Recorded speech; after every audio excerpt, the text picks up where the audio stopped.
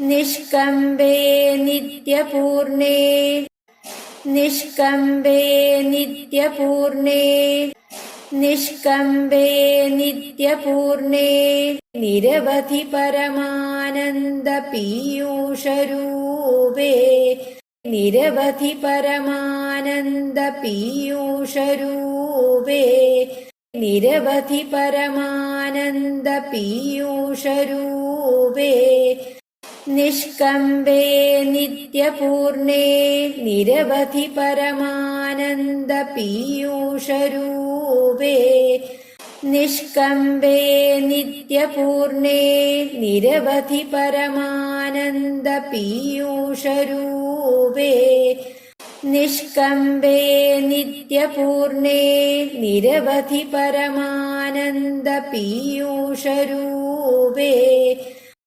निल्लीनानेकमुक्तावलि निल्लीनानेकमुक्तावलि निल्लीनानेकमुक्तावलि सुभगदमे निर्मलब्रह्मसिन्धौ सुभगदमे निर्मलब्रह्मसिन्धौ सुभगदमे निर्मलब्रह्मसिन्धौ निल्लीनानेकमुक्तावलि सुभगदमे निर्मलब्रह्मसिन्धौ निल्लीनानेकमुक्तावलि सुभगदमे निर्मलब्रह्मसिन्धौ निल्लीनानेकमुक्तावलि सुभगदमे निर्मलब्रह्मसिन्धौ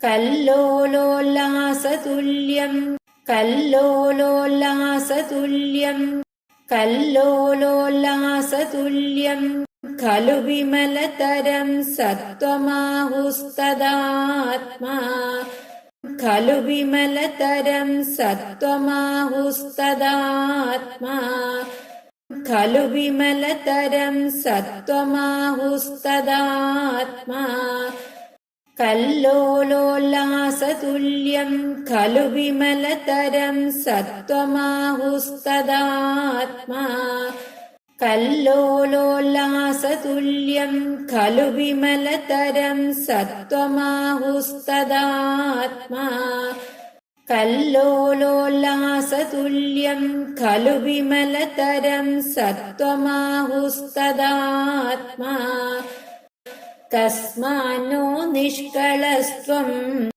कस्मान्नो निष्कळस्त्वं कस्मान्नो निष्कळस्त्वं सकल इति वजः त्वत्कलास्वेव भूमन् सकल इति वजः त्वत्कलास्वेव भूमन् सकल इति वजः त्वत्कलास्वेव भूमन् कस्मान्नो निष्कळस्त्वं सकल इति वजः त्वत्कलास्वेव भूमन् कस्मान्नो निष्कळस्त्वं सकल इति वजः त्वत्कलास्वेव भूमन् कस्मान्नो निष्कळस्त्वं सकल इति वजः त्वत्कलास्वेव भूमन् निष्कम्बे नित्यपूर्णे निरवधि परमानन्द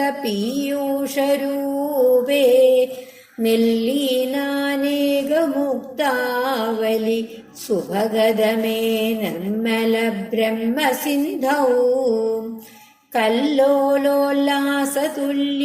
खलु विमलतरं सत्त्वमाहुस्तदात्मा कस्मान्नो निष्कळस्त्वं सकल इति वजः त्वत्कलास्वेव भूमन् निष्कम्बे नित्यपूर्णे निरवधि परमानन्द पीयूषरूपे निल्लीनानेकमुक्तावलि सुभगदमे निर्मलब्रह्मसिन्धौ കല്ലോലോല്ലാസതുല്യം ഖലു വിമലതരം സത്വമാഹുസ്തദാത്മാ തസ്മാന്നോ നിഷ്കളസ്ത്വം സകള ഇതി വജഃ ത്വത്കലാസ്വേവ ഭൂമൻ നിഷ്കമ്പേ നിത്യപൂർണേ നിരവധി പരമാനന്ദ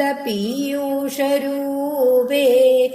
നില്ലീനാനേകമുക്താവലി സുഭഗതമേ നിർമ്മല ബ്രഹ്മസിന്ധൗ കല്ലോലോല്ലാസതുല്യം ഖലു വിമലതരം സത്വമാഹുസ്തദാത്മാ തസ്മാന്നോ നിഷ്കളസ്ത്വം സകള ഇതി വജഃ ത്വത്കലാസ്വേവ ഭൂമൻ. അചഞ്ചലവും എങ്ങും നിറഞ്ഞിരിക്കുന്നതും അതിരില്ലാത്ത പരമാനന്ദ രസമാകുന്ന സ്വരൂപത്തോടു കൂടിയതും ഉള്ളിൽ ഒളിഞ്ഞുകിടക്കുന്ന കണക്കറ്റ മുത്തുകളാൽ അതിമനോഹരവും നിർമ്മലവുമായിരിക്കുന്ന ബ്രഹ്മമാകുന്ന സമുദ്രത്തിലെ തിരകൾക്ക് തുല്യാണ് പരിശുദ്ധമായ സത്വഗുണം എന്ന് പൂർവാചാര്യന്മാർ പറയുന്നുവല്ലോ. അങ്ങനെയുള്ള ശുദ്ധ സത്വസ്വരൂപിയായ അങ്ങ് നിഷ്കളൻ തന്നെ. എല്ലായിടവും നിറഞ്ഞിരിക്കുന്ന അല്ലയോ ഭഗവാനെ, അങ്ങ് പൂർണാവതാരൻ തന്നെ. അങ്ങ് സകളൻ എന്ന ചൊല്ല് അങ്ങയുടെ അംശാവതാരങ്ങളെ തന്നെയാണ് പറയുന്നത്. ഇവിടെ സമുദ്രം എന്ന കോണ്ടസ്റ്റിൽ മുക്താവലികളെ മുത്തുമണികളുടെ സമൂഹമായും ബ്രഹ്മം എന്ന കോണ്ടസ്റ്റിൽ ഭക്തന്മാരുടെ സമൂഹമായും എടുക്കണം. ശ്രീ ഗുരുവായൂരപ്പാ ശരണം.